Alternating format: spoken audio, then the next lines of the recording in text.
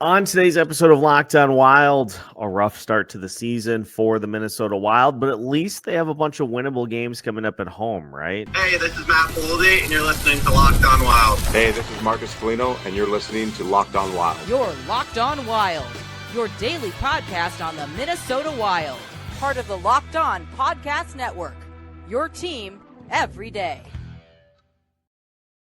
What is happening, everybody? Welcome into another episode of Locked On Wild, your daily Minnesota Wild podcast, part of the Locked On Podcast Network.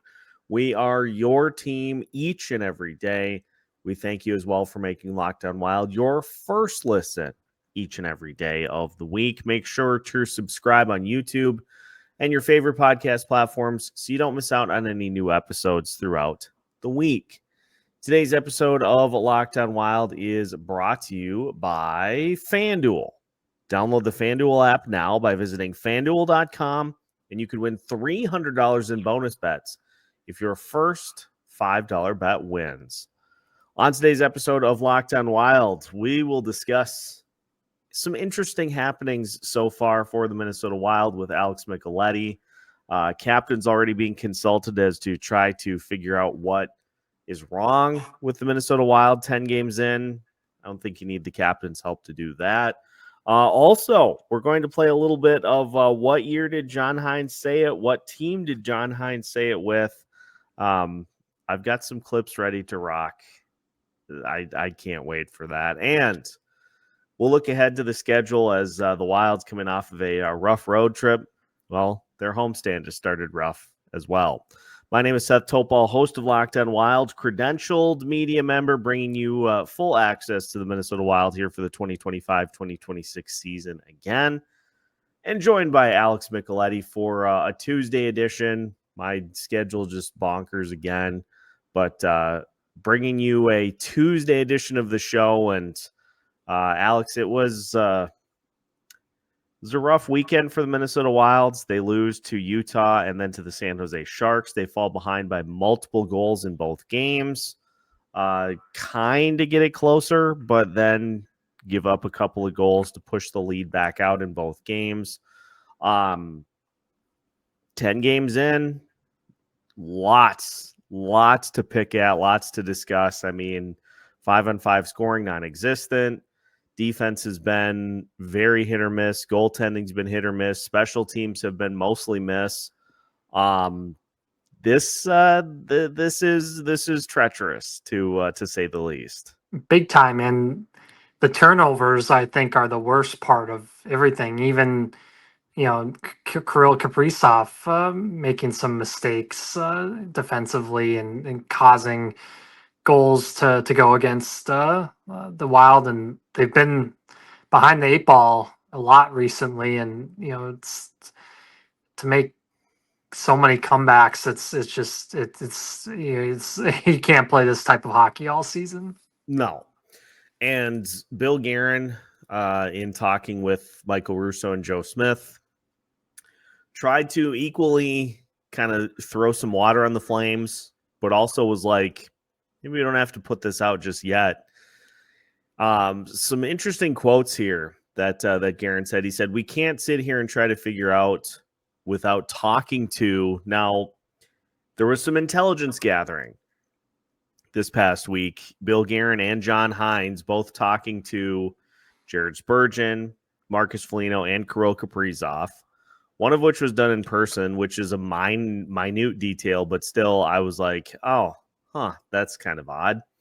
But basically, Bill Guerin and John Hynes talking to the leadership of this team to try to get a sense as to what is going on with this roster and where the problems lie. And I don't know if it needs to be that deep. I mean, just look at what's going on out on the ice.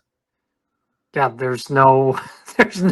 it's pretty cookie cutter on what's happening, and the goaltending it's frustrating too. You can't give up 5-6 goals a game.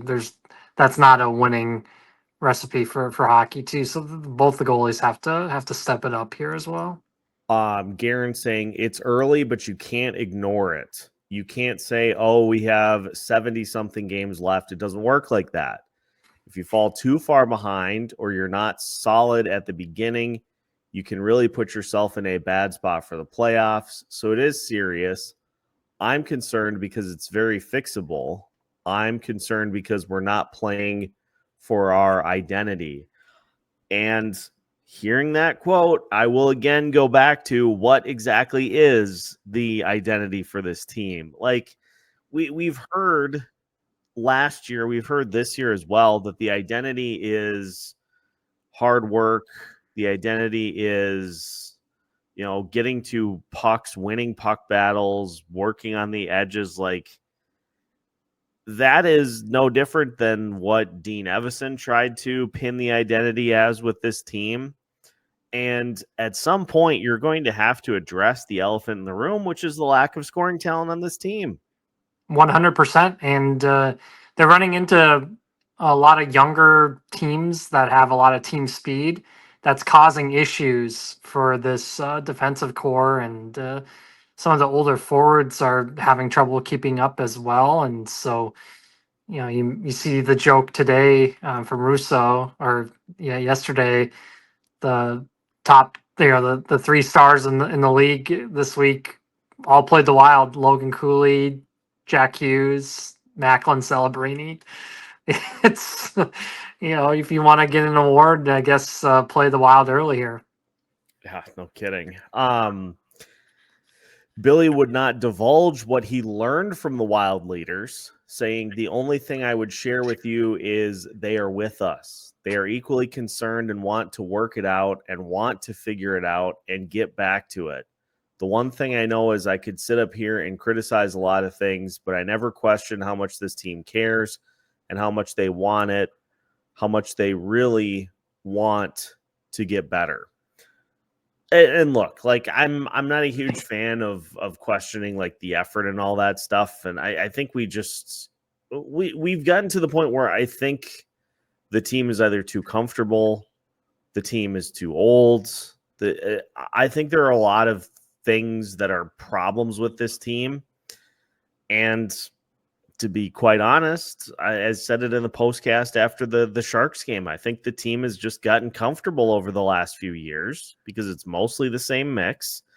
And if you get comfortable, you die. Like, if you get comfortable as a team, you get comfortable with the group that you're with. You get comfortable doing things a particular way in a rapidly changing landscape in sports, especially in the NHL, as we continue to go more towards speed and skill on every team, except for this one, apparently. You get comfortable, and all of a sudden you look up, and a couple of years have passed you by, and you've really done nothing to improve the roster whatsoever. And the only thing that happened was everybody on the roster got older. And that's exactly where we're at right now. It's almost comical, the situations that they're putting themselves in as well. Look at, Trennian. He had a wide open net. Anybody that's played hockey could have scored that, and he somehow misses it and then gets the second one blocked. They control the play in overtime. They have all the shots, and all it took is one bounce. Celebrini hops off the bench and scores.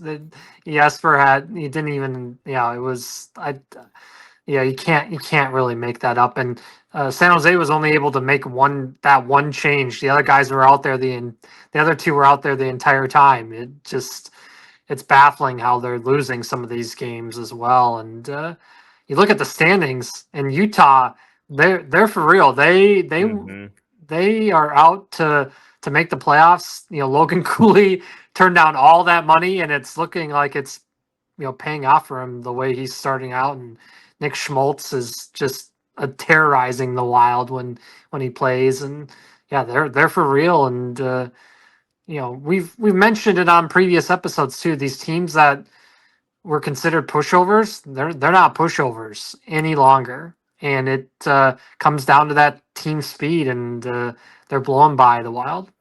And with the inability to consistently score, you fall behind 3-0 in the first 5 minutes of the game, and you spend the entire rest of the game chasing. You have opportunities in front, but because you have so many players on this roster that are just not natural scorers, like it's tough. You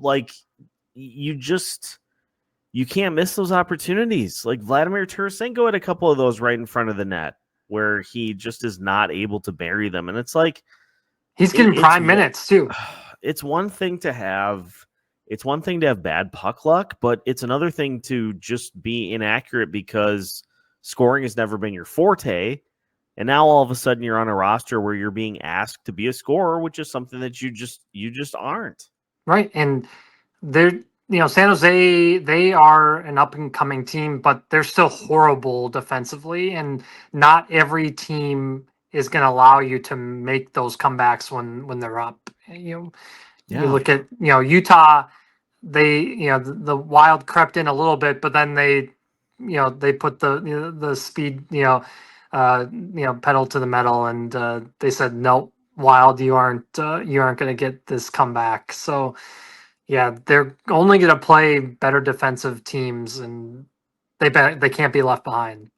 Yeah, we'll talk about who's coming up this week with Winnipeg, one of the best teams in the Central Division. Like, you do that against the Jets, and all of a sudden you're down 5-0 in the first 5. Connor Hellebuck's not letting you make a 3-4 goal comeback. But hey, at least they only have to worry about getting back to the proper competitiveness and compete level. We're gonna play all the cliches. We're gonna play a little bit of a game when we come back here. What year or what team did John Hynes say it for? I got a couple of examples of quotes, and honestly, it's impossible to tell these apart, but we're gonna try. We'll discuss that as we continue today's episode of Locked On Wilds after this. Today's episode of Locked On Wild is brought to you by Monarch. Let's be honest, most of us can't even name all of our financial accounts, let alone what they're worth. Between 401ks, savings, and investments, it's easy to lose track, and that can mean leaving money on the table. That's why I started using Monarch, an all-in-one personal finance tool that brings your entire financial life together in one clean, easy-to-use interface on your laptop or on your phone. Monarch simplifies and streamlines the financial process. No longer do you have to go to different apps to figure out different key pieces to your financial portfolio. Monarch brings it all together in one easy location. So don't let financial opportunities slip through the cracks. Use code LOCKEDONNHL at monarch.com for 50% off your first year. That's monarch.com, code LOCKEDONNHL for half off your first year. Welcome back to today's episode of Locked On Wild. Once again, we thank you for making Locked On Wild your first listen each and every day. Again, make sure to like and subscribe so you don't miss out on any new episodes throughout the week. Alex, I'm going to start with a softball here. So I've got some quotes from different parts of the John Hynes tenure. And we're going to try to figure out which team they came from. So you got the Devils, you've got the Predators, and you got the Minnesota Wild. I'm going to start with a softball here. We need to be focused on solutions. Did that come from the Wild, the Predators, or the Devils? That definitely sounds like the Wild for word salad. That was Saturday. So what is he? What is he even talking about, man? Had to start with a softball. It's going to get progressively harder, such as this next one, in which Hynes said, "I thought the Johansson line was our best line of the night. I liked their ability to get to the net and battle." Was that the Devils, the Predators, or the Wild? Well, he played in New Jersey, right? I'm going to go with New Jersey. It's actually Nashville. Wow. Ryan Johansson's line. I like was it. Trying to be a little That was sneaky. edgy. Yeah. But yeah, he was talking about Ryan Johansson and their battle level, their competitiveness. Who's out of the league now too. Yeah. Another one is oftentimes games come down to goaltending and special teams. When you get good goaltending, you've got to have a goaltender that can give you about a .920 save percentage in this league. If you get that, you'll be fine. If not, that's when you have to try to play catch up. Was that the Devils, the Predators, or the Wilds? Oh my goodness. The Wild again. That was actually the Devils. Okay. God, my goodness. you can't make it up. You can't make it up for Hynes and his word salads. My point here being Right. is that it's been the same thing. Like I listened to 3 or 4 post games from each tenure, and the same types of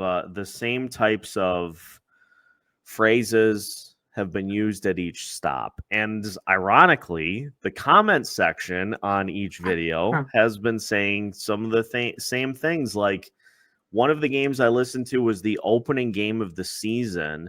I think his second year in Nashville or third year in Nashville.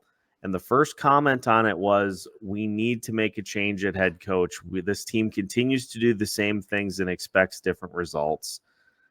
And it's funny because, let's go back to when Dean Evison was relieved of his duties. Like John Hynes was brought in and it was pretty obvious, you weren't going to see huge changes because it's hard to make massive sweeping changes to a team during the season. So you bring in a guy who runs a pretty similar structure to what Dean Evison did. John Hynes used the word grit quite often with New Jersey and with Nashville. Ironic that he has not used it nearly as much here. But I think that's because his predecessor did. That was the calling card for the Minnesota Wild with Dean Evison before John Hynes got here. So John Hynes couldn't use it. And he's not getting the same out of those guys that Dean did, the grinders. They've kind of fallen flat on their face. The only one that's really made a step is Ryan Hartman at times. But this team has so many grinders that are in spots that if they were on another team, they'd all be on the fourth line, right? So right.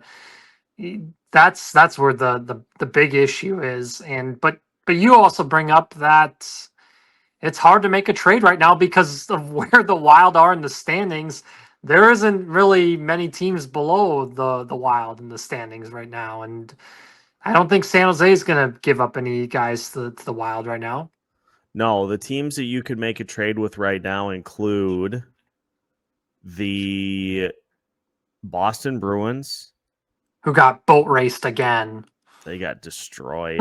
Watch out for our friends Locked On Senators. They can really pump in the goals. 7-2. The New York Rangers, which pretty much the exact same situation with the Minnesota Wild. That just looks like a team that needs a defibrillator. Like They need to be jolted out of there. They can't win at home either. Yeah. No. Until they played the Minnesota Wild, they had not scored a goal at home.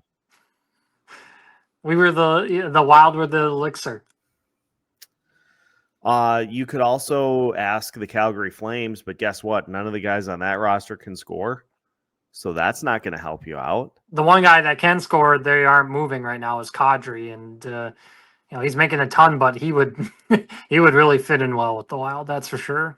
And I'm of the belief, I was pretty adamantly vocal about this on Saturday night after the Sharks game.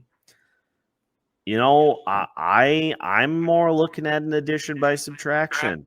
I feel like this roster just needs like a jolt, a shakeup. And I think you got a group of players that are awfully comfortable with their situation. And I think that has led to,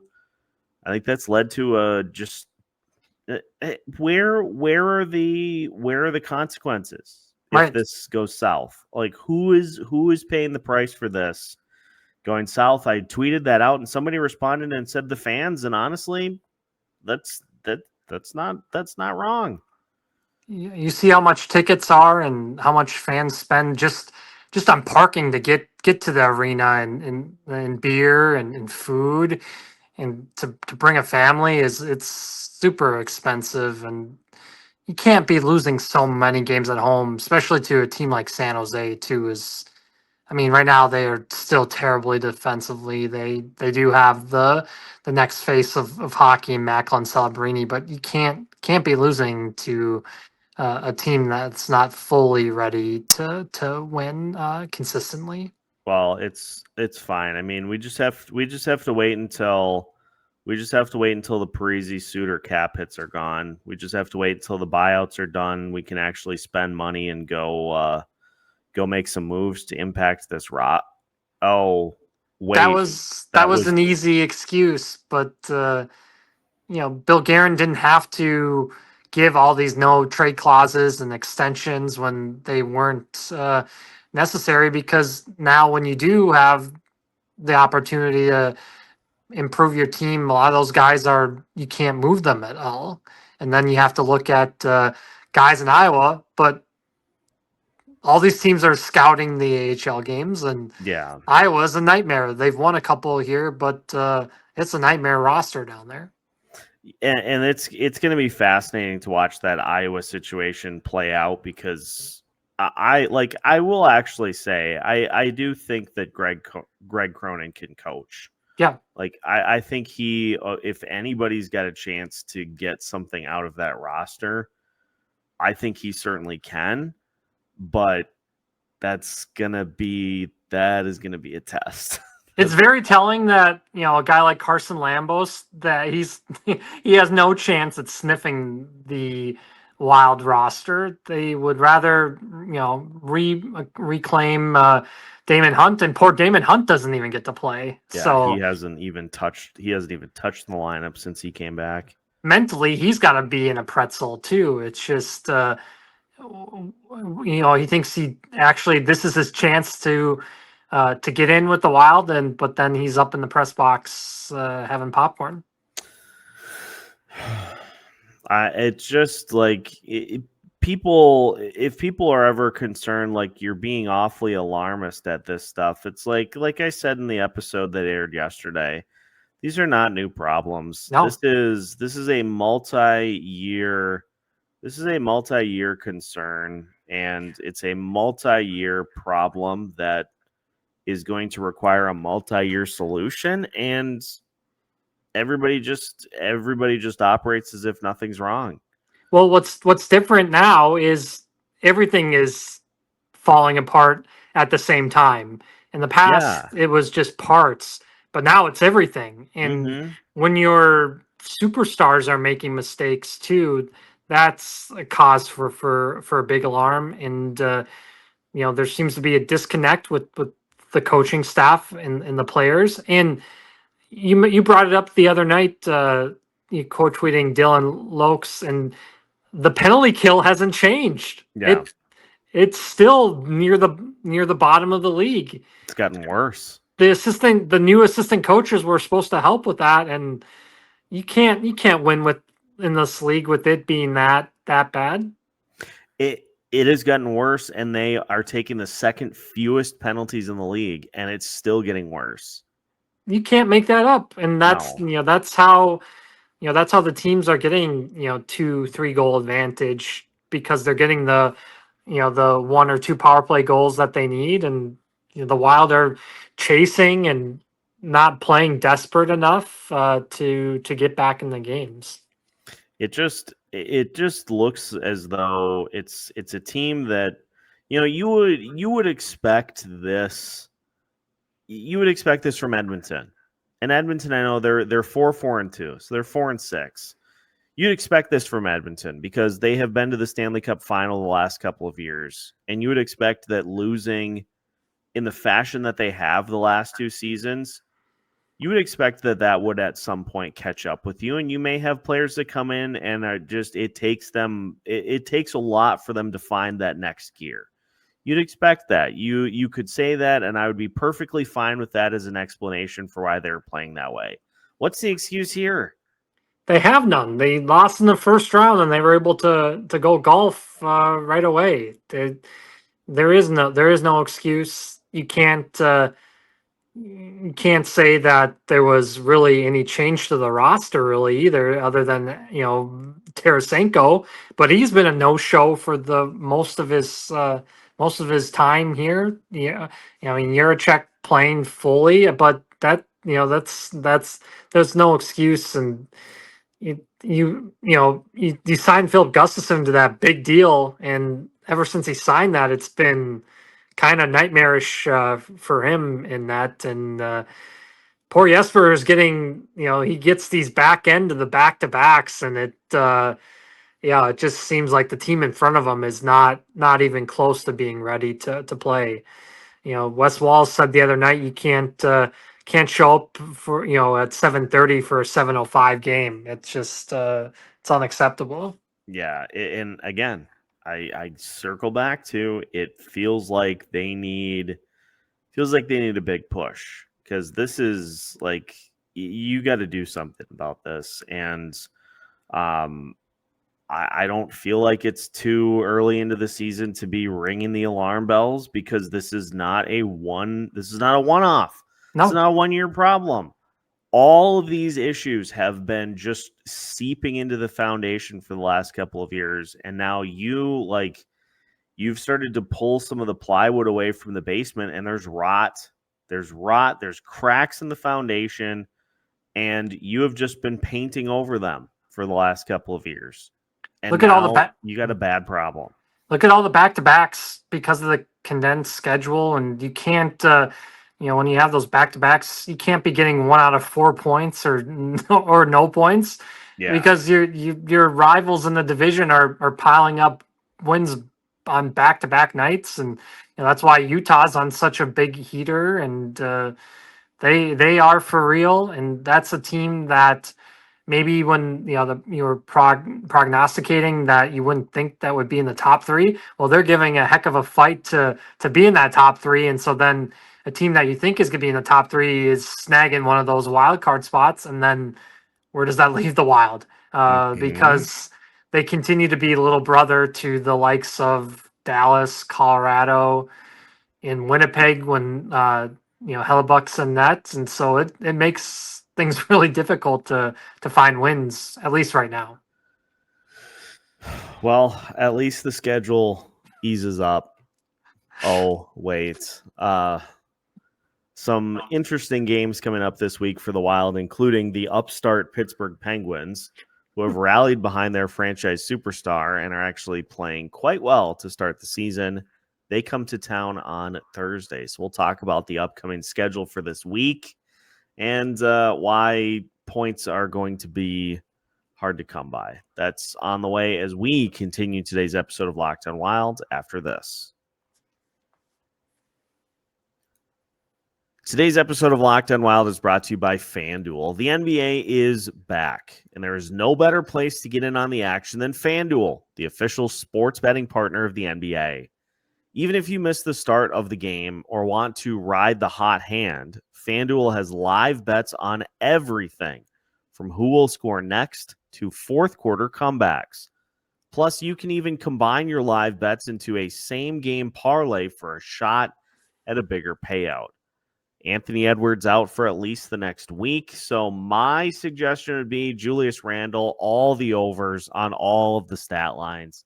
He had 33 points the other night to kind of get things going for the home opener. So take the over every chance you get on Julius Randle, and you'll thank me later.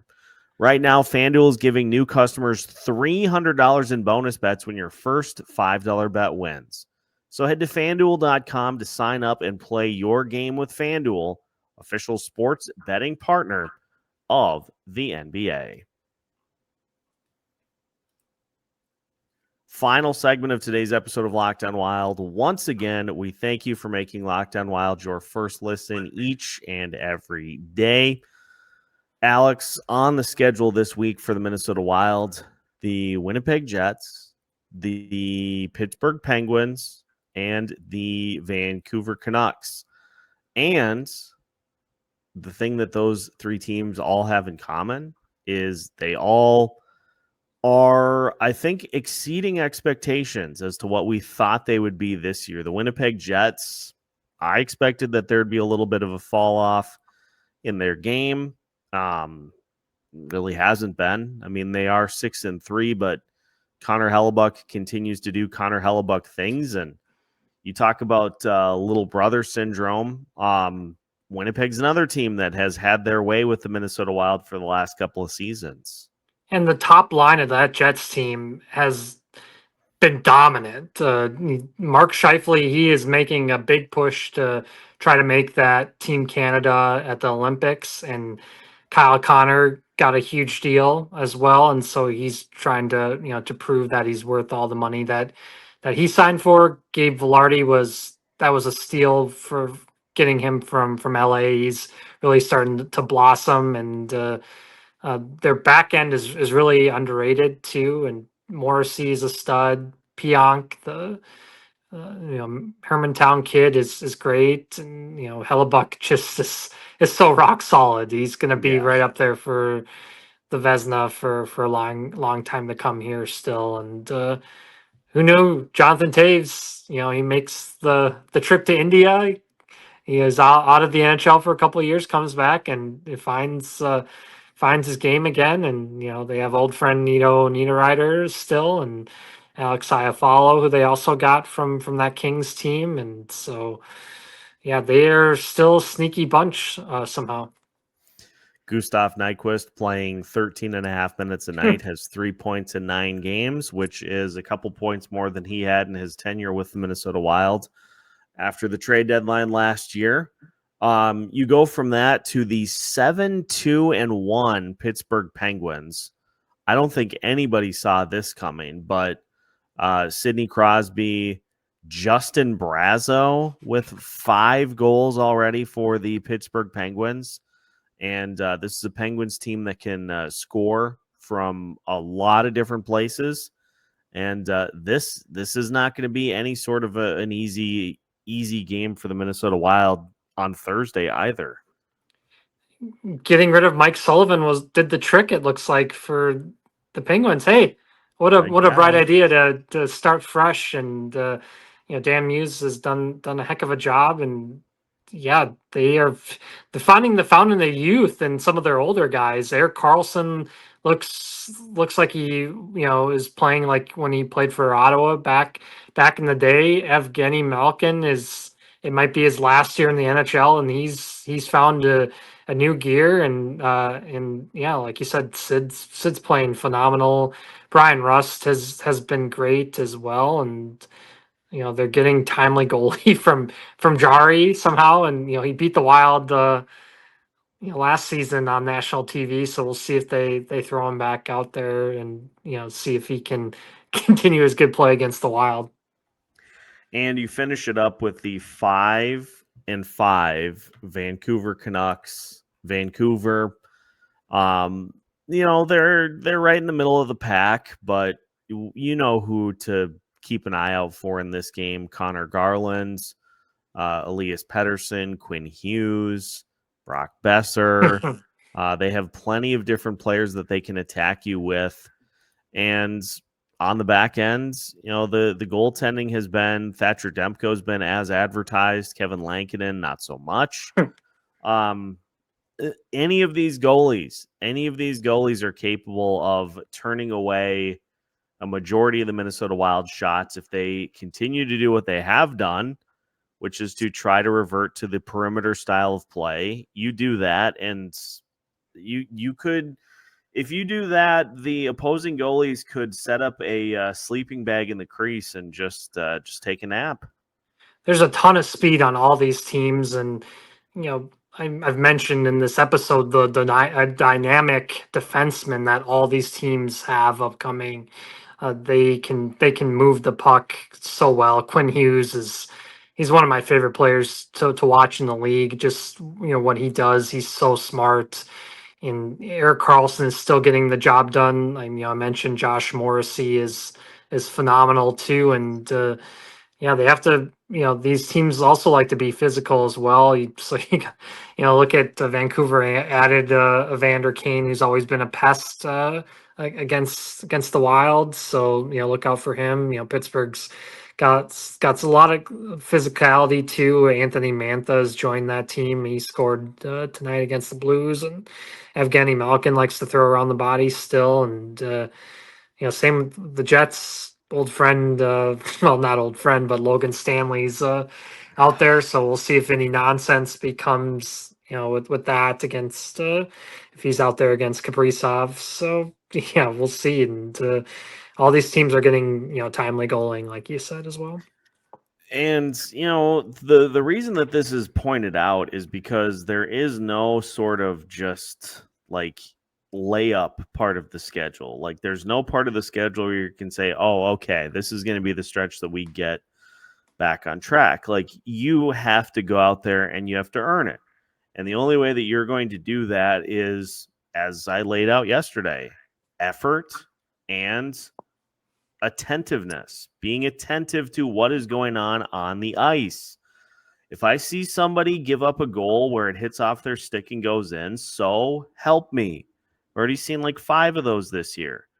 Effort and attentiveness. They need to be, you need to be head on a swivel at all times and go out there and treat it as if your season is on the line.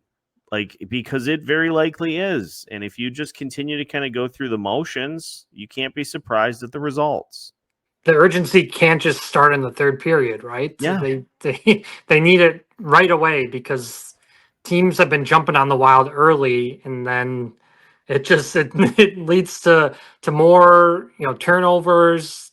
They can't get any of the puck luck, but it's also just everything that is becoming negative. Just steamrolls. When they are playing from behind. Contrary to popular belief, I don't like just sitting here and just griping about everything. Right. But at this current moment, like it is this first 10 games of the season has not been good. And in another 10 games, you're going to be a quarter of the way into your season. And guess what? Then that's at the point where it's like, well, you pretty much are what you are.